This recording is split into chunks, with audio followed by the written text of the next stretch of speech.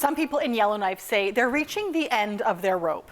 Their neighborhood has been experiencing constant water main breaks, repeatedly flooding the area and their properties. The people who live there want a long-term solution from the city.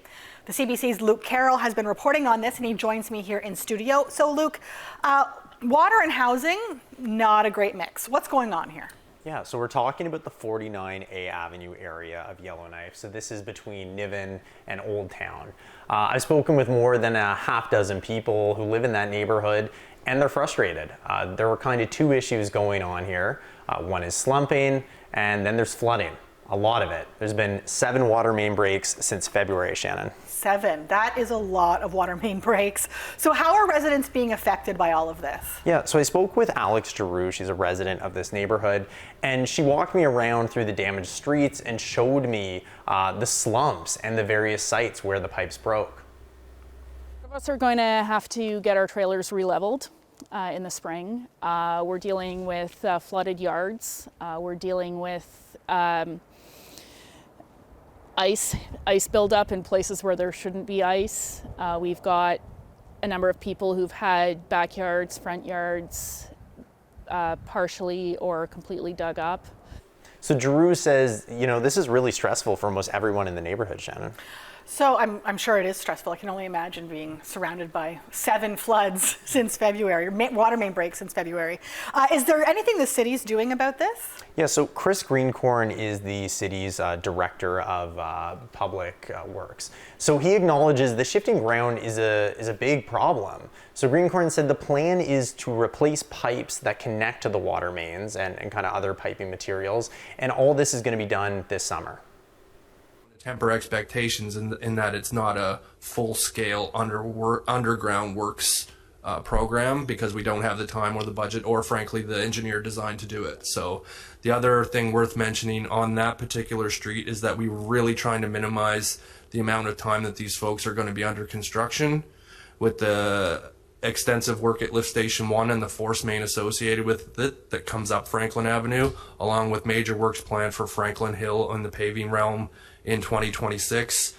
This neighborhood is either going to be a detour or under construction for the better part of 5 years. So he says the water main itself is in good shape and it isn't bending or breaking, which is really good news, because that would be an even more expensive fix and it would take years to even start that work. But some residents worry that this isn't going to fix the real problem, Shannon. Why are they worried about that?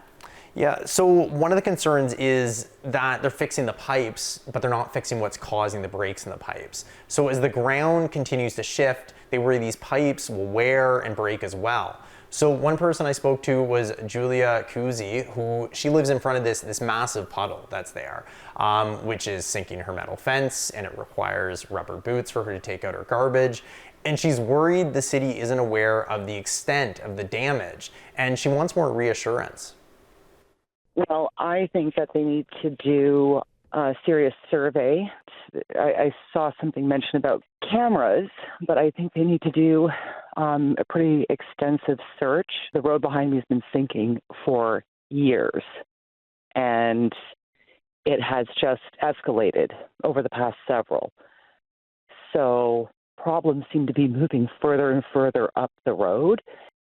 So far, they would patch a particular spot, they would fix a specific leak, and it never appeared, and I never heard anything, I never got any feedback that they had cameras or they'd actually done any sort of extensive searching. So I don't know if they really know what's underneath there.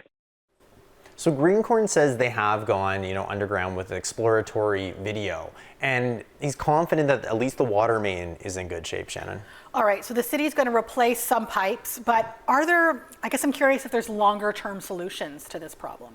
Yeah, so I reached out to the city about that, and I didn't get a response, at least by deadline. There's been kind of mentionings of it, but just following up on that, I spoke with a geotechnical engineer named Ed Hove.